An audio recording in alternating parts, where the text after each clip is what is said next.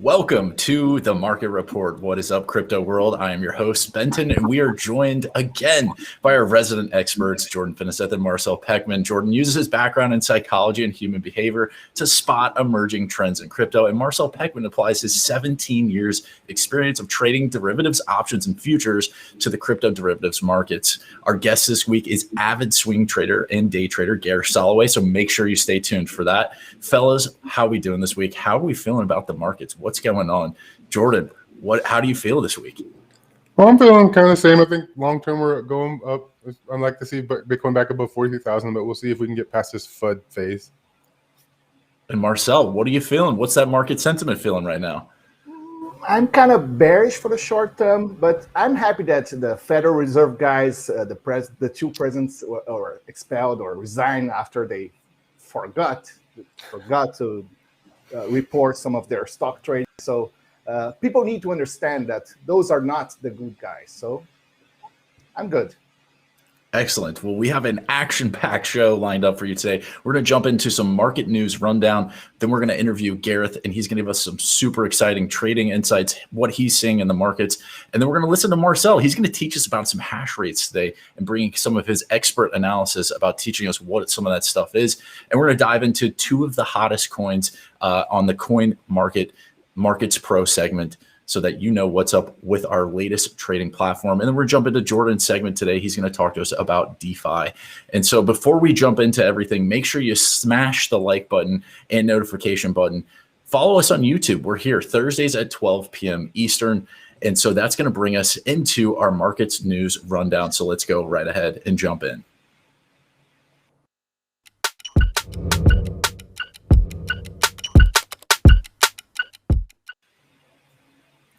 So this week, we saw Bitcoin whales move record Bitcoin value as metric sounds the alarms over price volatility. And so I'm going to pull up this little article here on Cointelegraph.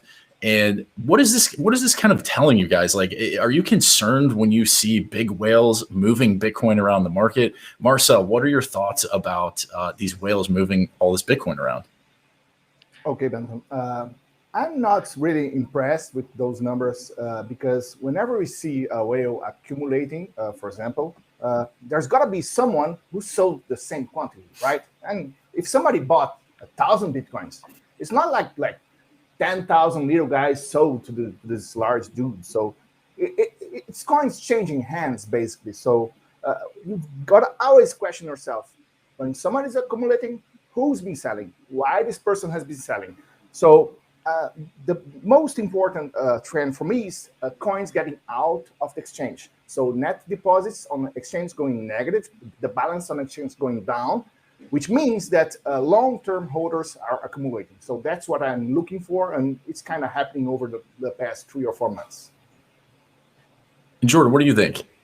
For me, it matters more like if you see a bunch of Bitcoin just being inflowed to exchanges and they just start selling it on the market, that would be a bigger concern to me. When you just see these big movements, it's hard to know what's actually going on. You got lots of things. Like if you think about Michael Saylor and his company, they can't just go out there and buy millions of dollars of Bitcoin at once because that would push the price up. So there's companies out there now that specifically focus on just buying incremental amounts of Bitcoin over long periods of time for companies. So they're not going to just buy little bits and transfer it off. So they got companies accumulating Bitcoin for bigger, larger entities, and at one point, they'll take a big tranche of what they've collected and move it to a cold wallet. So we don't know. That's just one thing that's going on in the market. So to say like all this big Bitcoin being transferred around is bad is too surface level. You got to go deeper into the data and actually figure out what's going on. It just seems to me like this is a restructuring of the actual how all the Bitcoins are held across the ecosystem. So it might be a good thing. It might be becoming more decentralized as more entities purchase it and it gets spread out. Yeah. So one small excerpt from the article said smaller whales have been selling while the largest volume investors have conversely added to their positions. So data from on-chain analytics resource material indicators revealed this week. And so I think for us, it's like we're sitting here looking at the biggest whales are buying more Bitcoin, but the smaller whales are doing a little bit of sell-off. So my next question for you guys is, where is the Bitcoin floor? Where do you see this right now? Marcel, be curious to hear your take on this. Well, but it depends on what's going to happen first. Is the USA going to copy some of the China regulation and try to suppress the crypto industry? I think yes, it's going to happen, but it's going to take a year, 2 years, 3 years. Everything coming from lawmakers take a long time to happen. So that's the bearish trend we're seeing for the medium to long term. But over the next month in October, we're going to see 4 or 5 Bitcoin ETFs being appraised, being evaluated by the SEC. And if one of those is approved, the odds are small, 10, 20, 30%. But if it happens, then I don't think we're going to see anything below $37,000 anytime soon, not for the next years or so. Jordan, where do you see this Bitcoin price floor at? I don't see it going much below 30,000, no matter what. Like, we're in a different phase of the whole market now. Like that, and I've heard that's more coming from several different traders that I appreciate their point of view. Like, it's going to take a lot to really pump it down. Like, something like the hash rate is going to have to go away, and there's going to be a bug in Bitcoin, and people are like, oh God, we got to sell. But I don't think at this point it's really going to be these large entities are not going to be selling under 30,000 when they've been buying at 30,000. Yeah. And so we've talked about the floor. I want to kind of shift gears here into the Bitcoin potential upside and that ceiling. What does that look like? And so we're going to pull up this article, and Bobby Lee, who you all might know, has some interesting takes. A quote from the article said, obviously going above 200,000 is a huge milestone. So there'll be a lot of media coverage, and that's what leads to what they call a fear of missing out rally. Generally, that happens every few years. And I think FOMO rally for Bitcoin has been due for a long time. So are you on board with what Bobby is saying? Like, could we anticipate this fear of missing out rally for Bitcoin? And what would it take to have that kind of rally, Marcel? Okay, so let's assume that next month, Microsoft announces that it bought $3 billion worth of Bitcoin for their balance sheet, just like Tesla did back in the day, some 6 months ago. So what's going to happen to the market? People are going to think, shit, I was waiting to sell some of my coins at 50 or 55,000, so I'm going to pull it back, because if Microsoft is buying, then other companies will jump in. So what happens is that the liquidity on the offer side dries. So if any buyer comes in for 10, 20, $50 million, he won't find any sellers upwards. So he's going to drive the price up to 100,000, 150,000, 200,000, buying little, buying $10 million at a time. So whenever there's huge positive news or increasing adoption, like another country bigger than El Salvador adopts Lightning Network, those news tend to dry up, to make it thin, the offer side. So whenever a new buyer comes in, it just rushes to 200,000, 400,000 maybe. Yeah, it's going to be quick. Wow. Jordan, are you on board with what Bobby's saying? 200K Bitcoin? I don't know, man. That's really optimistic. I think I saw another one. It was kind of saying that there's a 3.2% chance now that Bitcoin will be 100,000 by the end of this year. So $200,000 is probably even lower than that. Like, and I'm just think about how the market has matured. We got a lot more projects, legitimate projects in the field now. Like, if you're a smart, intelligent company, or you have an investor at your company, and they start seeing Bitcoin go to $150,000 with it, while there's 10,000 other cryptocurrencies, I know that most of them aren't good, but it just seems like that would be foolish. That's like amateur FOMO, jumping in when the price has gone from 50,000 to 150,000. Like, buy. I'm like, no. Like, so it's possible, but that's going to be a blow off top. We're going to correct. Probably we might go back down to 50 or 30 after that, and that would just be horrible. So, like, be careful. If it does that, that's going to be rough. It's going to cause a rough winter, man. It will be. But I also do think it's like, if there's regulation and there's more clarity, it allows institutions to get involved. And so this kind of rolls us over into our next article, which is one of our dear friends, Sir Elon Musk, had some interesting insights about Bitcoin and regulation and governments kind of stepping in. So a quote from the article read, it is not possible to, I think, destroy crypto, but it is possible for governments to slow down its advancement. So my question for this is, like, can governments help or hurt Bitcoin in the short term? Marcel, what do you think? Well, it can slow adoption, just like Elon Musk said. The guy is taking us to the moon. He's the CEO of Tesla, which is the biggest electric automaker. He's the CEO and founder of SpaceX. He's a freaking engineer. He knows what he's talking about. So we're talking about a distributed software. So you cannot kill it. But of course, if you tell banks like China did, no one is servicing crypto companies and intermediaries, sure, it's going to slow adoption. But remember that back in the days in Brazil, in the 80s and 90s, buying US dollars for retail investors was prohibited. But of course, like in Argentina today, we could go to any tourist shop and pay a premium, and you still bought the dollars. So the government can't really ban anything.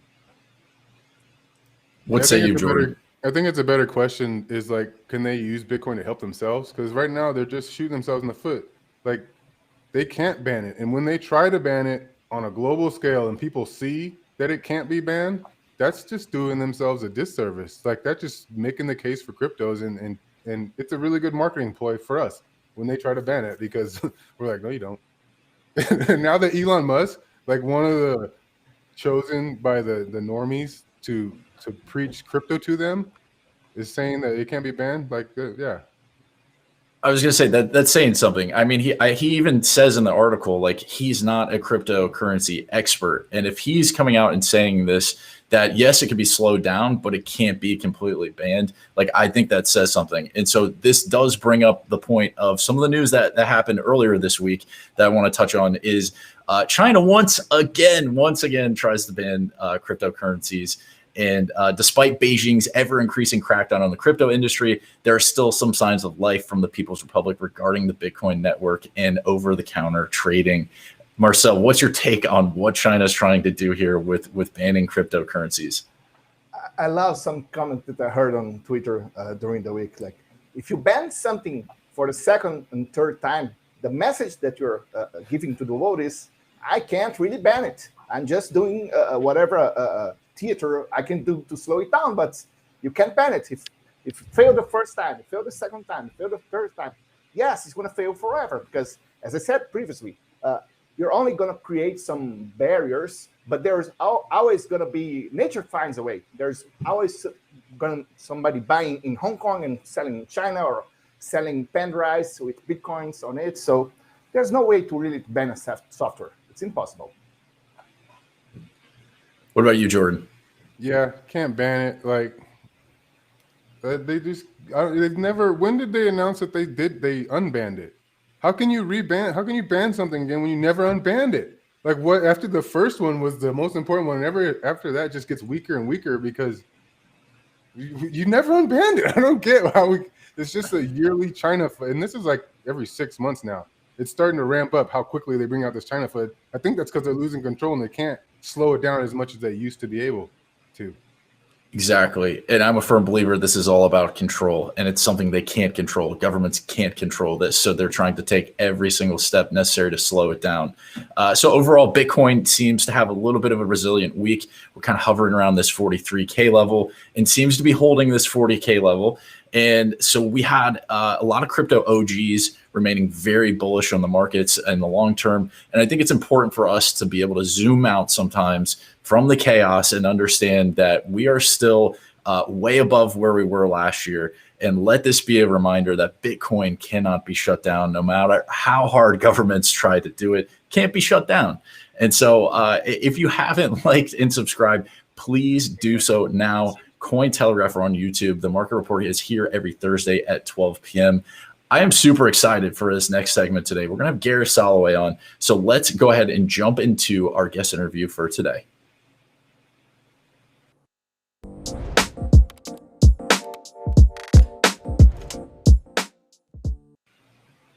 All right, we have Gareth Soloway, and he has been an avid swing and day trader since his days at Binghamton University, where he studied economics. After college, Gareth quickly excelled as a financial advisor, helping others gain financial independence. In 2007, Gareth decided to partner with his friend and colleague, Nicholas Santiago, to form the InMoneyStocks.com with the sole purpose of helping the average investor beat the best hedge funds and traders on Wall Street. Gareth, thank you for joining us today. How are you? Hey, I'm doing really well. Thank you guys for having me. Excellent. Yeah, we were super excited to dive into to some of your insights about what's going on with the markets right now. And so Bitcoin seems to be moving in tandem with the stock markets following the crypto ban in China. I'm curious to hear, like, what are your thoughts on Bitcoin's correlation with stocks right now, and what does that look like?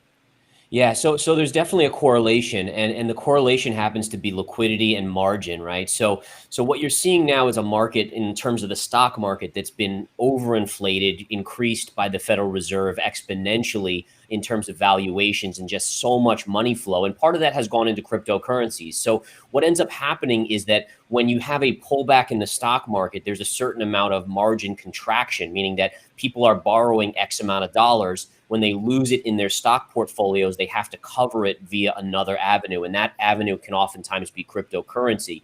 So you'll see usually a connected move here where, in my opinion, the deleveraging that will continue in this market will actually drive Bitcoin down a decent amount in the coming months. Wow. So let's check your worst case scenario.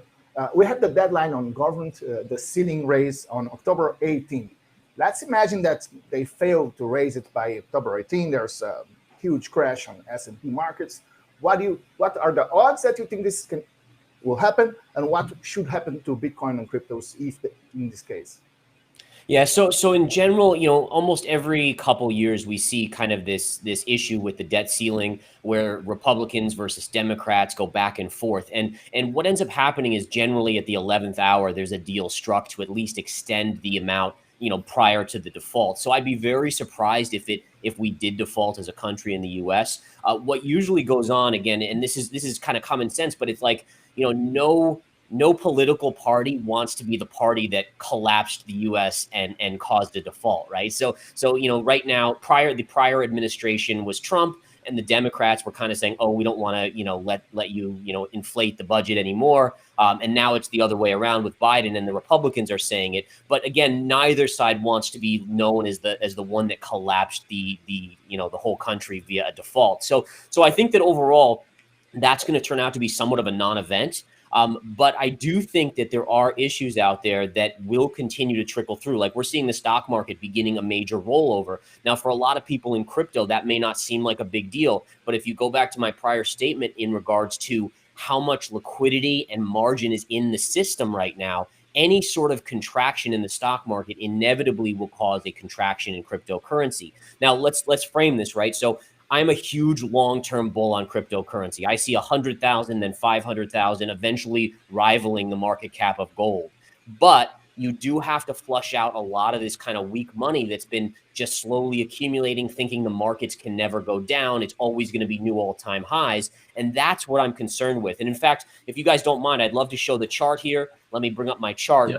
On Bitcoin. So Bitcoin, the chart of Bitcoin is an absolute thing of beauty. It actually is behaving exactly like a technical chart should.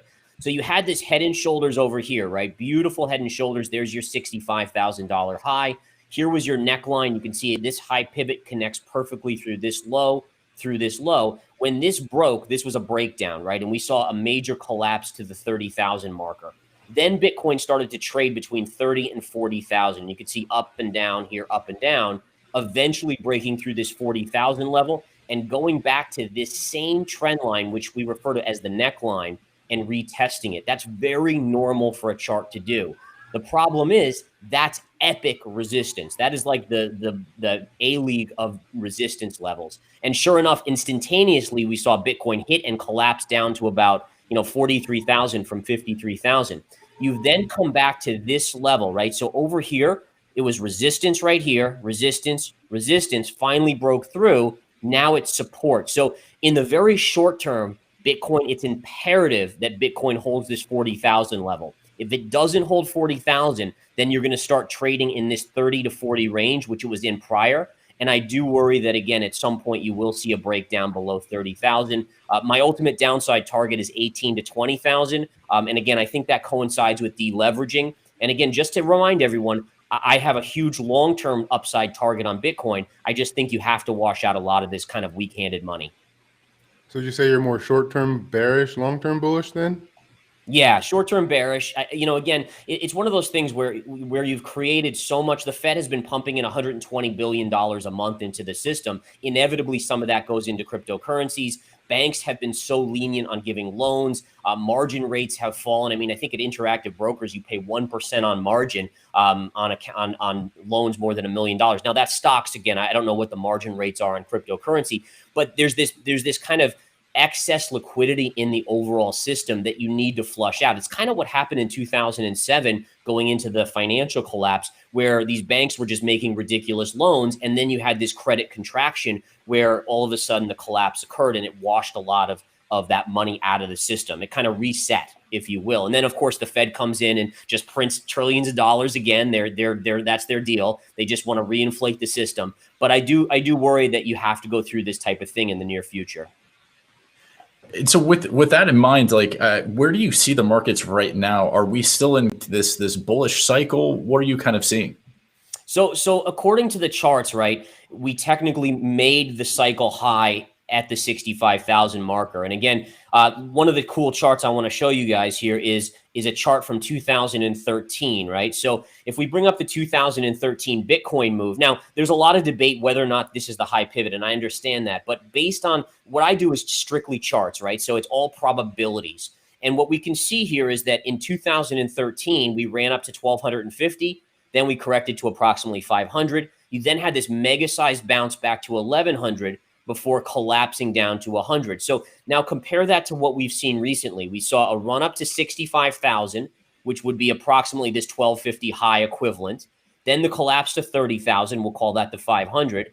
Then the move back to 53,000, which in 2013 was 1,100, which leads me to believe that we're on the verge of this flush down in cryptocurrency to this, again, it would probably be the 20,000 retrace to the 2017 highs, give or take. Going to the 2017 cycle, here you have the same pattern replicating, right? So the big run up to 20,000, a massive correction, again, the 30,000 drop that we saw off of that breakdown, and then a retrace to 17, and then a move down to 3,000 to 5,000, give or take. Now, one of the reasons why, to me, this kind of speaks to being a cycle is because if you look at the cycles, all the Bitcoin cycles are in 4 years, right? So Bitcoin came to market in 2009, right? So then you have 4 years until the high in 2013, then 4 more years until the high in 2017. And then if we add 4 years, it brings us to 2021, which is where we currently are, which if the cycles will repeat in terms of 4-year cycles, that should be the high. Now, could we technically make a higher high later this year? Yeah, it's still 2021, so it is a possibility. But again, that seems a little far-fetched as we start to see the stock market decline and some of the liquidity kind of dry up. You had mentioned that you don't think that the debt ceiling thing is going to be a big issue. What about interest rates? Like, are we ever going to be able to raise interest rates? And what do you think will happen when that does happen? That's a great question. I mean, so interest rates are a tricky scenario. The global picture wants to push them up, and then they have the Fed fighting against them, right? Right now, the Fed is okay with interest rates going up a little, but the problem is, as the U.S. debt expands, we literally as a country cannot allow interest rates to get too high, or we can't service our debt, and we will be forced to default anyways. And that's kind of my long-term bull case for Bitcoin, where I actually see that at some point, the global picture is the countries around the world are going to say, hey, listen, we're not going to lend you any more money because we don't think you're ever going to pay us back unless you pay us X high amount of interest. Obviously, we can't do that as a country. Eventually, you have this kind of meteoric dollar collapse. And from the dust, I think that cryptocurrency side of things really rises. I actually think the Federal Reserve will no longer be around when that happens. They'll be the scapegoat for what's going to come on. So it's a really interesting period we're coming into. Cryptocurrency was born out of the financial crisis in 2009, and it really has a huge place in the future because the people will demand that you can't allow a government to just run up crazy debt, which, remember, it's our tax dollars. In reality, it's me and you and everyone. We owe that money. Eventually it's either our taxes go up or we default and the economy crumbles, one or the other. And the same thing for the Federal Reserve. How do we allow a body to just say, hey, we're just going to save the day every time a little hiccup comes in, and we're going to just print and throw trillions of dollars into the system? Inevitably, that can't survive, right? We can't be the outcome that lasts forever. And there has to be a reset. And that's, again, where crypto comes in. Gareth, I know that you've been analyzing gold charts for a long time. But over the past 10 years, gold performed very poorly. It's like down 5% or 8%, I think, in a decade. So how do you think that gold is going to react if a generalized crisis comes up? Will it still hold its value, or it's shifting already to other investments? Yeah, so I mean, there's no doubt that gold has been a poor performer over the last really 20 plus years. I mean, it has had periods where it's done well. But one of the things that's interesting over the last 20 years, we've been in this period in the US where inflation has been basically zero, right? Maybe 1%, 0%. And so there hasn't been a bull case for gold in a long, long time. One of the interesting things to do is go back to the last time we had, 8 to 10% inflation, which is what we're seeing in the US now, and what the Fed is even saying next year will be. And that was in the mid 70s to mid 80s. And with interest rates up because of inflation, you actually saw a really big move to the upside in gold. So I'm kind of in the camp that I think cryptocurrency and Bitcoin has taken a portion of that. I think assets will continue to kind of go into cryptocurrency as an alternate to the dollar. But I think that considering the massive printing of fiat currencies out there that has occurred over the last 10, 20 years, and we're talking about Japan, Europe, I mean, it's not just the US, let's be clear, that there's easily enough room for both gold and for cryptocurrencies to thrive. And one thing I wanted to bring up is, like, you brought up these historical price action charts of Bitcoin. How important is that in a lot of your trading strategies and how you like to look at the markets? It's really number one. And the reason it's number one and why charts are so important is because a chart represents human emotion, right? So people are either bullish, they don't want to miss out, they're chasing stocks, or they're extra bearish, or they could be just neutral, right? And the charts and the price action is determined, or is basically shown by that. Now, the key is to understand that human emotion never changes, right? So there's always going to be greed, there's always going to be fear. And that's why the historic charts can be so helpful to us to tell us where the next move is coming. Because again, you might have different, like a lot of people are saying, well, it's different things going on in cryptocurrency right now, DeFi, all this other stuff. But bottom line, it's still ruled by greed and fear. And therefore the charts really should be the arbiter of what ends up happening. And I'll tell you one thing. So my prediction on Bitcoin of going down to 18 to 20 before making a big move up to 100, then 500, the way you, and again, everything I do is probability. So there's always a chance of failure. What you watch for is if this market can take out that 65,000 high, then it takes away any comparisons to the previous cycle. So for me as a trader, I have to look at both the bull case and the bear case, and that's your trigger, right? So if you go out and take that up, that never happened in 2013, that never happened in 2017, it would change everything. And then you could absolutely say, okay, we're going straight to 100K and then maybe beyond like that. I've seen you use the term scene of the crime before. Can you explain a little bit about what that means?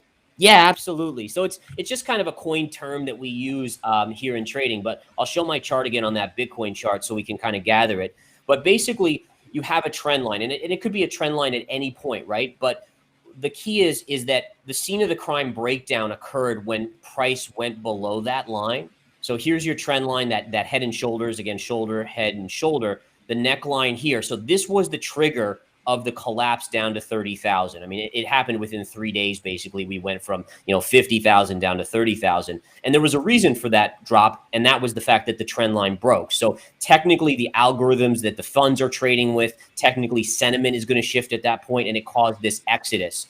So this trend line was the breakdown point here. When price goes back to it, we refer to that same line as the scene of the crime. It was the scene of the crime right here where that collapse occurred. And therefore, that's a retrace to the scene of the crime right here as well. And again, you can see, I mean, it's really amazing how charts work, how just off of that chart, I mean, that drop was almost instantaneous from where it kissed that level.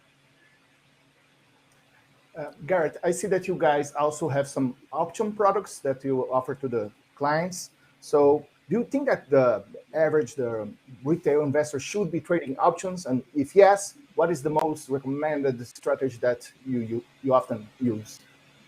Yeah, so that's a great question. It's something I run into in our business quite a bit. Is people, you often see people with the least amount of money wanting to do options because you can get a lot. Essentially, you're getting extra leverage and you get a bigger bang for the buck. to be honest, I always steer people away from that have small amounts of money, because options can expire worthless. Like, you could be long a stock and be down in a stock, and you could technically hold it for 10 years and eventually you'll make money on it, right? Assuming the company doesn't go out of business. With options, they will expire at a certain point and you will lose 100% if you did not make the call in that amount of time correct. So in general, it's people that have small accounts generally want to make a lot of money very quickly. I can speak from personal experience. I was one of those people when I started, folks, and I lost my money so many times. Like I literally was trading when I first started trading on my own. I had $10,000, right? That was it. And I went to a fund that gave me 50,000. And anytime I took a loss, it was out of that 10,000. So if I lost $1,000, I was down to 9,000. And I kept on screwing up because I was trying to hit a home run every single time, just like you do in options, like you want to make 100% or something like that.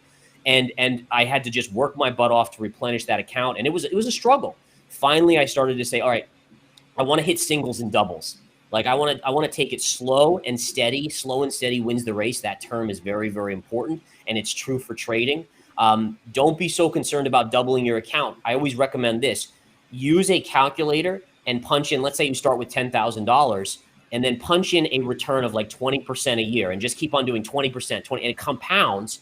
And you'll be amazed in how quickly that 10,000 turns into 100, into 500, and even $1 million, versus what I did, which was trying to hit home runs, which a lot of people do with options, and end up losing it 3 or 4 times and have to work my butt off to replenish it. So options are a great area to have fun with, but I use my fun money for options. So I usually take about 10% of my portfolio and I say, all right, I'm going to protect myself here with this option. I like this, gold right now. So I'm going to buy some gold calls, et cetera, stuff like that. And so what's your take on the $1 billion plus futures liquidations on cryptos? And will that continue to be buyers' worst nightmare forever? Yeah, so I liked what I think Marcel said earlier about how there's, you're having these buyers, but then you're also having sellers.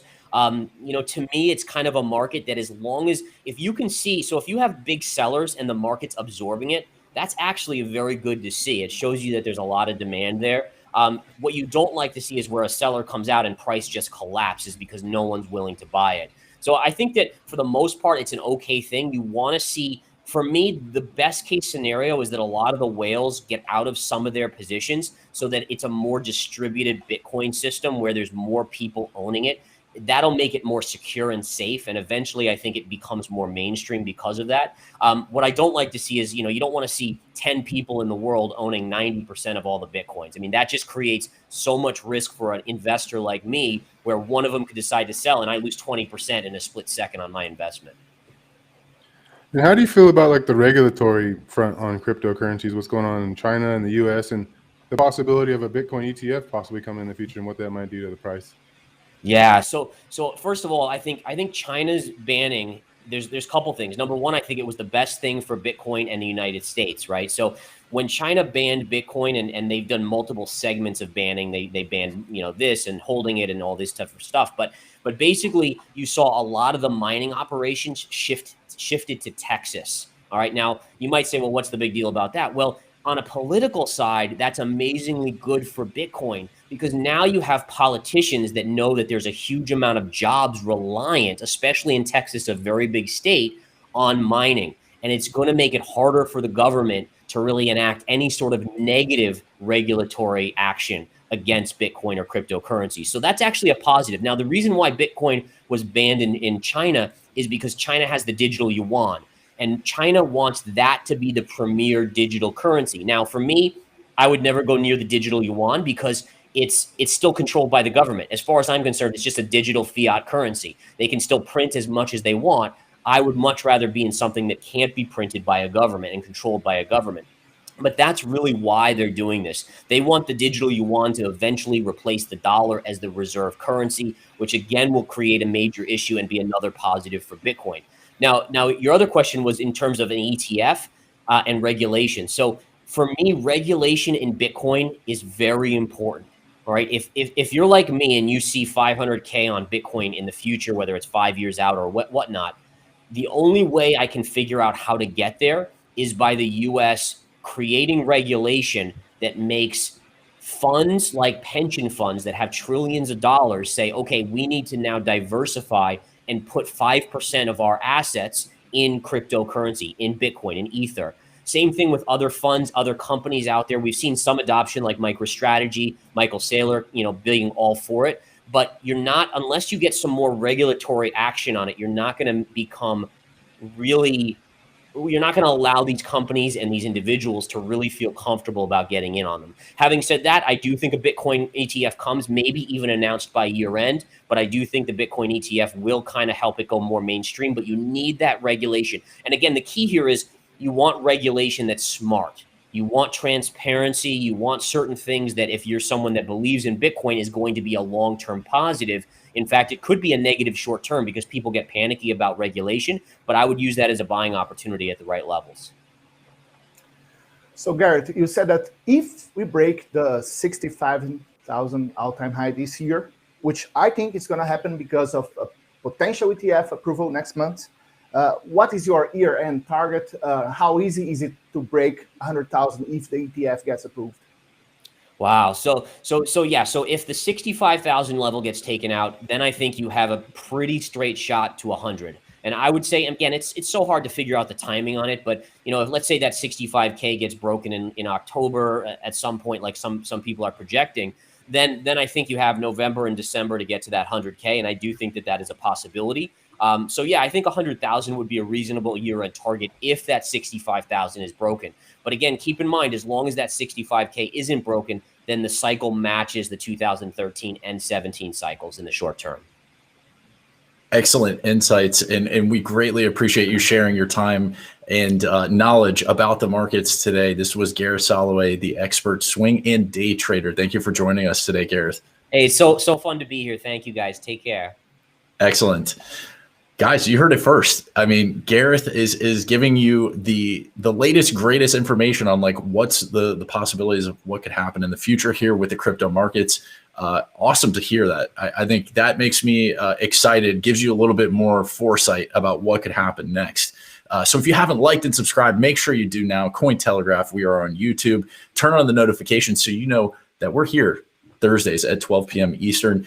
The next segment we're going to have is we're going to walk into a little bit of hash rate stuff. What is this stuff? And we're going to have Marcel walk us through this in his expert segment. So let's jump right in.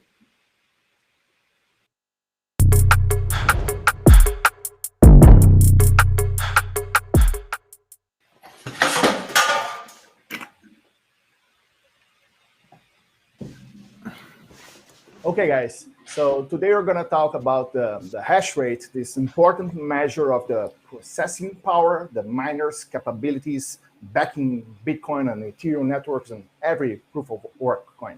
So we hear a lot of 100 exahashes per second, but what does it really mean?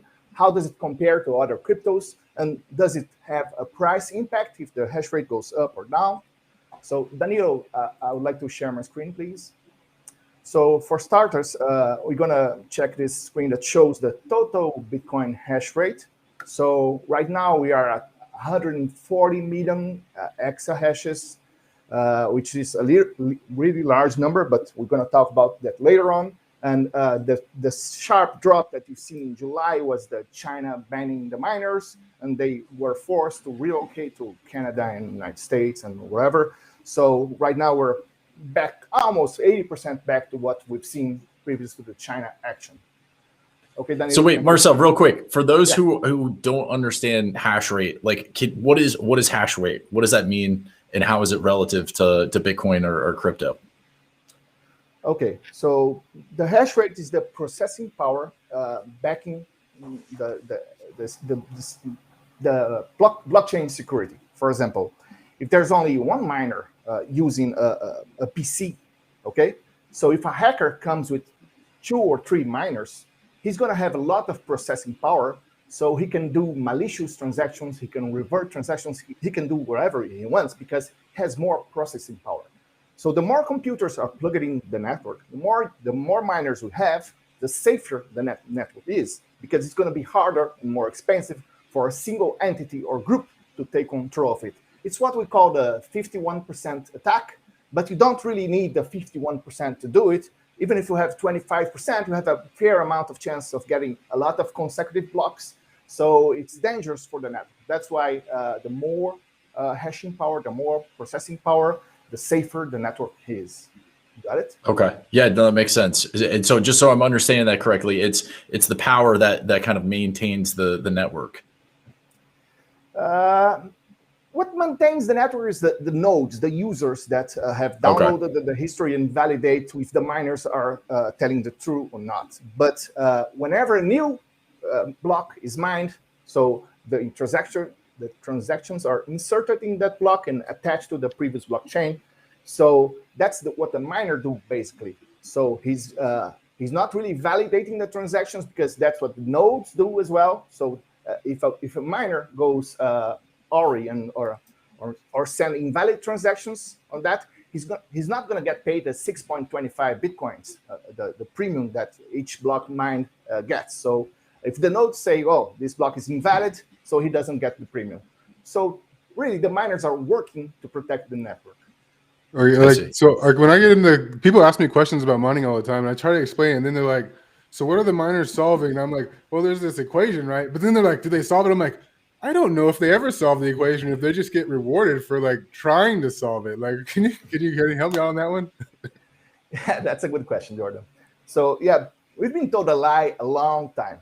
So the miners aren't really trying to solve any equation because the algorithm behind the Bitcoin network is the same one that protects the NSA, governments, the Amazon, banks, or whatever, SHA-256. So there's no way, no computing power, even if you get all the supercomputers in the world combined, they won't break this algorithm. So the only way to solve the question, the hash that combines the two blocks, is by trial and error. So anyone, even with a pen and paper, you can try different hashes or using Excel and send them to the network. But it's going to take you a lot of time using the pen and paper or Excel to find the random numbers. So what the miners do is that they brute force. They try like billions and billions and billions and different combinations every second. So that's why it consumes so much energy. They're just trying random guesses. It's a lottery. So whenever one of those miners gets a valid transaction, he says, wow, I've got a solution, guys. He sends the solution to the network, and if it's approved, he gets the 6.25 bitcoins, newly minted, plus the fees paid for the transactions that he included in the block. So wait, hold on. Yeah. So why? So if this is a lottery, why do people invest so much money in these machines, these mining machines? Okay, let's first put something in perspective, which is really important. It's about price and hash rate. Does the price follow the hash rate or the other way around? So it's the chicken and egg problem. If this network is more secure, more investors would be willing to enter Bitcoin. If the security goes down, more investors could interpret it as risky. So why the miners spend so much money? So answering to your question. So everybody has the same lottery ticket. Okay, yeah, sure.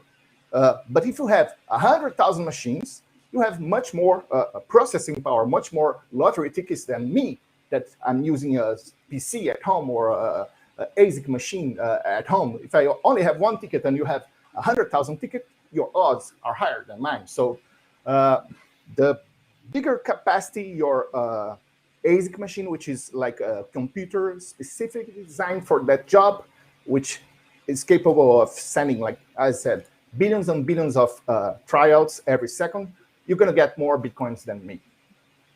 So yeah, it's Makes a lottery, sense. but the more tickets you have, the better you go. And I hear they often talk about Bitcoin being like the most secure network. Is that because it's like it has the highest computing power? How does it compare to other networks? Is there even room for other networks to really get a foothold if Bitcoin's such a dominant force? Is that why Ethereum's switching over to proof of stake, you know? Ethereum has a fair amount of miners backing it. I'm going to explain in numbers so it's easier to get in your mind. So you know a terabyte, like it's 1,000 gigabytes. You have a computer with a RAM memory or hard disk, you know what a gigabyte is. So a terabyte, it's 1,000 gigabytes. So it's a lot. And a hexabyte means 1 million terabytes. So it's hell of a large number. So this 140 exahashes protecting the Bitcoin network, for you to match it, you're going to need 1.3 million ASIC machines, the best ones in the house, the ASICs by Ant-Man S719 Pro. You're going to need 1.3 million of those machines to match the Bitcoin processing power. So let's compare to Litecoin, for example. Litecoin is a proof of stake network. But what's the processing power behind the Litecoin network? 35,000 equivalent ASIC miners. So Litecoin, 35,000 miners, Bitcoin, 1.3 million. And remember, there's a shortage of chips in the market. So you cannot really buy a million machines from night to day. It's not going to happen. I guess that doesn't say much about the strength of Dogecoin if it's merged mined with Litecoin. Yeah, it's risky. 35,000 miners, it's not that much. So you guys asked about Ethereum. So if Ethereum miners, most of them, they use the GPUs, which is the graphics cards that you know, the Radeon 3070 and whatever. But there's also ASIC, the specific built machines for mining Ethereum. So if we get the Ethereum's 680 terahash capacity, how many ASIC machines does it translate? 225,000. So, okay, Bitcoin 1.3 million machines, Ethereum 225,000 machines, and Litecoin 35,000 machines. So yeah, Ethereum network is protected. They're shifting to proof of stake because they need higher capacity for smart contracts, DeFis, and NFTs. So they're abandoning the proof of work. Interesting stuff. I have to say, I did not know all of this about hash rates and actually behind the scenes. I knew what miners were, but like this in-depth analysis was very enlightening today.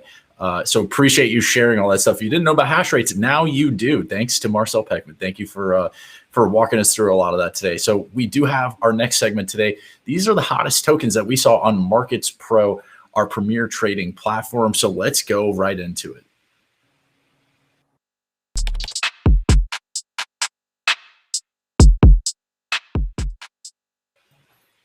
All right, folks.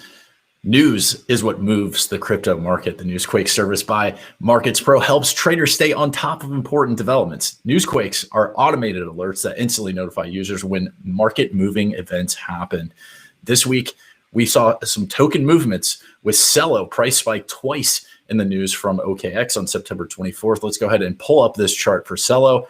Look at those circles, those newsquakes. You just love to see them. That price action with the white line there tells you what happens after you see a newsquake. Our Markets Pro platform was able to catch that. The coin was trading at 704 on that first newsquake, and CELO's price didn't spike immediately, and it even dipped a little bit after the announcement. But 14 hours after the newsquake, CELO's price reached 793. We saw that nice spike, and then there was a second newsquake after that on September 26th. Price shot from 643 all the way up to 695. That is the power of Markets Pro in your palm on your desktop. And you're able to catch these things. You get those alerts and you're able to actively trade quickly and decisively. That's why I love using Markets Pro. The other token we're going to highlight this week is Rari Governance Token. I don't know if you guys saw this one, but another incredibly useful feature of Markets Pro platform is an algorithmic metric called Vortex Score.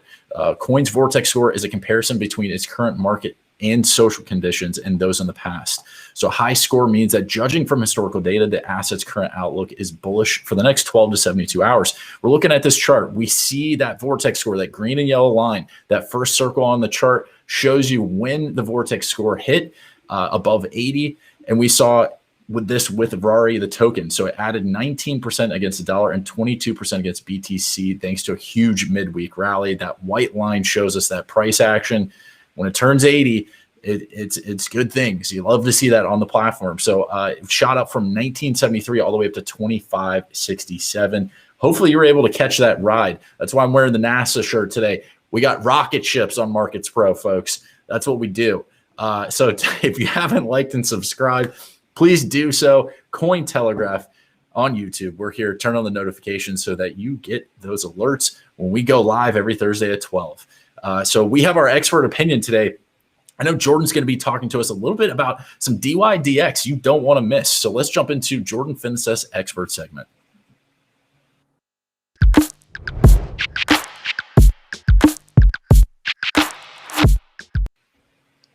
Okay, so yeah, we got another week dominated partially by China and their FUD. I know Marcel doesn't really want to talk about that, but it actually had some pretty good developments for our overall market. If it's like they're kicking themselves or shooting themselves in the foot, so to speak. If you could go ahead and share my screen, Danilo. So this is a tweet from Ki-Young Ju. He's a CEO of CryptoQuant, which is an on-chain analysis firm, and he just showed so China bans all transactions in cryptocurrencies basically. And what you see is exchanges that were serving Chinese citizens like Huobi and Binance had to suspend services. So you see this exodus of Ethereum stablecoins and other DEX tokens off of the exchanges and into DeFi. So here you see Uniswap jumped up 50% in less than 24 hours. You saw DYDX gains 80% in a week. You can go ahead and stop sharing that from Danilo.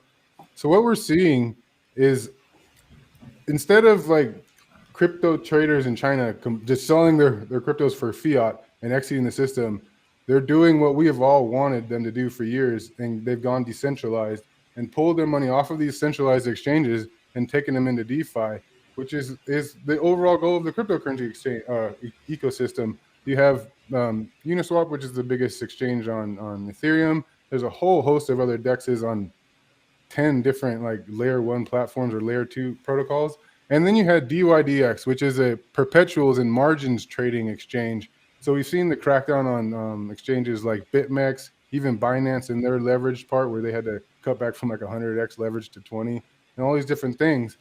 So we're actually seeing government actions encourage people to decentralize, to get away from the old system into the decentralized finance system. And I think it's what we've been waiting for cryptocurrencies. So Jordan, yeah. To get in the decentralized finance world, you need to buy Ethereum or wrapped Bitcoin or some ERC20 token or BNB or whatever. So how does these people enter the DeFi space without accessing the centralized exchanges? That's a good question. And for China, I don't really know. There's there's lots of different backdoor ways that people have found that they aren't so legal. I don't really I'm not going to talk about them too much, and I'm not too versed in them because I haven't had to do them here in the US. I do have fiat on-ramps like with Coinbase and stuff like that. But yeah, that is a challenge. But I think people always find a way to do that. And even if it's just starting to, if you can start to build a network of people that are in cryptocurrencies and start to transact between each other with cryptos, that's one possible way. But yeah, that's going to be a barrier. But humans are locked in prisons that are unescapable, and yet we get out. We don't put me in a box and I'll find myself out of it, there's lots of ways out there for people to do that if you just dig a little deeper. I was going to say one of the biggest things I think that's slowing adoption of DeFi is obviously regulation and clarity around that, so institutions can get involved. But it is the on and off ramps because you have to buy some of these assets from centralized exchanges. If your country doesn't support these assets or centralized exchanges in general, it makes it challenging. And so to your point, it's you kind of have to build out this network, a global network of other people that are in this decentralized system. And so, again, it's I think adoption for DeFi, it could be absolutely huge once we start figuring out and solving some of these problems. Yeah, and like Gareth said earlier, China's big concern is their CBDC, their digital yuan. They want that to be they rolled that out months ago, and people are like, nah, son. So they're trying to force the people into that new thing, and I guarantee you, some coders gonna be like, oh, I gotta make an exchange that swaps the digital yuan for a crypto. Okay, because that's hard. No, it's just building that once the people actually adopt the digital yuan, which they're not. So I think China is trying to solve their own. They're trying to push to their own decentralized, centralized finance. And I think eventually, it's long term.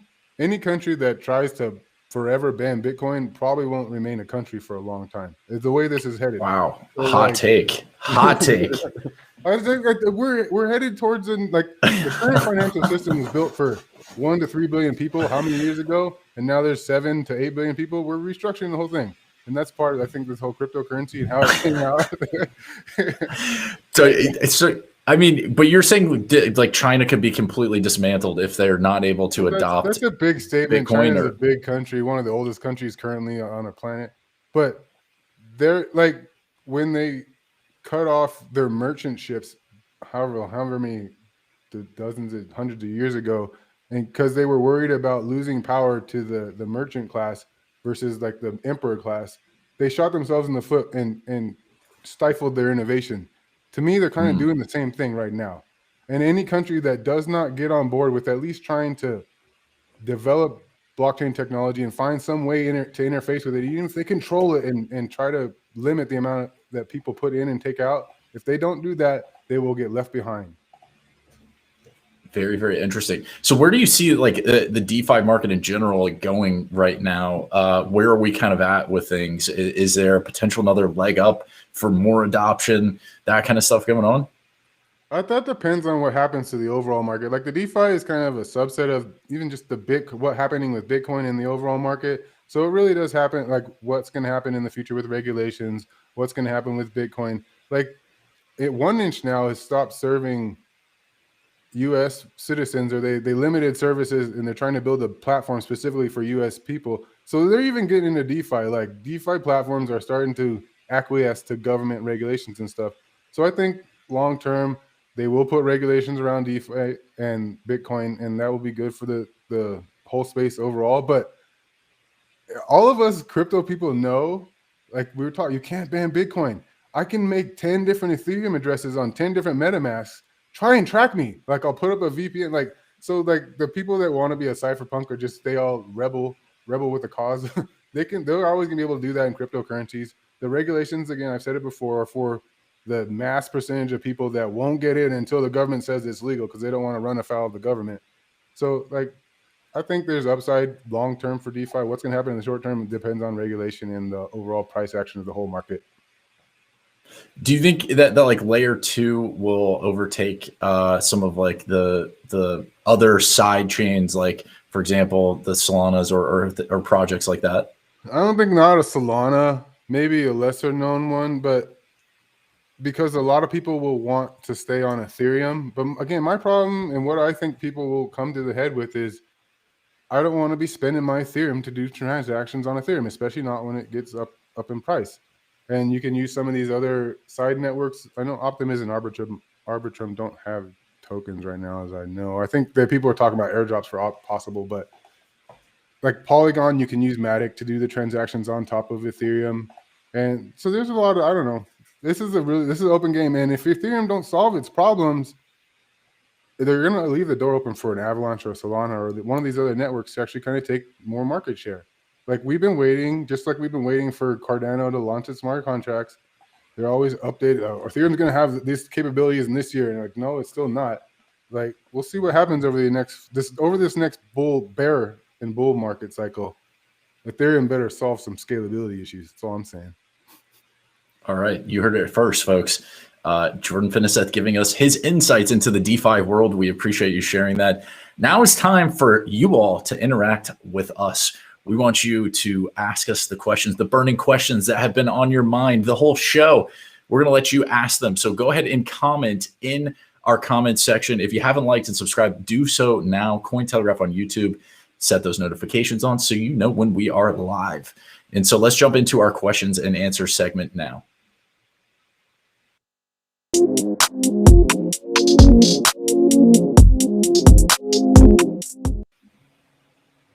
All right, guys, we always love this segment. We love hearing back from the community, all those questions this week.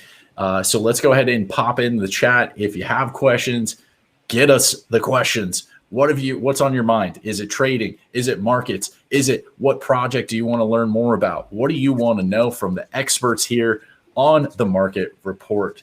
So let's see. What do we got going today? Here's a good one. Do you think central bank digital currencies can be competition for crypto? Marcel, what's your take here? First of all, most of them, like 90% of them, will never use a blockchain, at least not an open blockchain like Ethereum and Bitcoin or whatever. So they're super centralized. So even if they put some validators, like, okay, we're going to use some banks or some large companies as validators, in the end of the day, if they get hacked or a company gets the funds drained, the government will roll back the transaction. And if you are against the government, if you are on war with the government, or if the president doesn't like you, he's going to block your accounts no matter what, even if they have validators, because the validator kind of works for them. He has the big power. So it's really not a competition, not at all. Yeah, they're not really in the same class to me as far as what they're offering the people that are using them. To me, that's like asking, are fiat currencies competition for crypto? To all us crypto people, like, no. But yeah, because they're infinitely printable, same kind of concept. So they're a little bit easier to transact because they're kind of built in the digital environment. That's the main difference between the current physical fiat dollar system and that. It is. I mean, Gareth said it earlier. It's a digital dollar. It doesn't matter if it's a yuan, a euro, a USD, whatever it is. It's still the same old fiat system. It's just trying to put on a fresh coat of paint. And so my big concern with CBDCs is like the tracking capabilities of governments. They're going to be able to just track things on a blockchain, whether it be private or public. I don't know how a lot of these countries are developing that, but every single transaction is going to be locked on a blockchain. And if your wallet address is doxed, then they can just track every single transaction that you ever make. So I'm not, I think to answer the question, I don't think it's direct competition with crypto. It's crypto disguised in this other in fashion. So let's see. We have another question coming in. Let's see. Is it just Ponzi games with stimmy checks? I believe they're talking to the overall crypto markets. Marcel, what is your take on people that think crypto is a Ponzi scheme? Okay, so I like a phrase that says, any asset that's continually going up and you don't have it, you name it a bubble. I don't have tech stocks, S&P, so I kind of see it as a bubble. Okay, PE at 120 times, so it's at the highest level ever, it's a bubble. But we got to remember that whenever there's too much money being injected in the system, as we've seen over the past 18 months, any asset which is reasonable scarce is going up. So it makes sense for stocks, for real estate, for Bitcoin, and for whatever which is scarce to go up. So I don't think it's a Ponzi game. So if there's a Ponzi game, it's the US dollar. It has infinite limit of printing.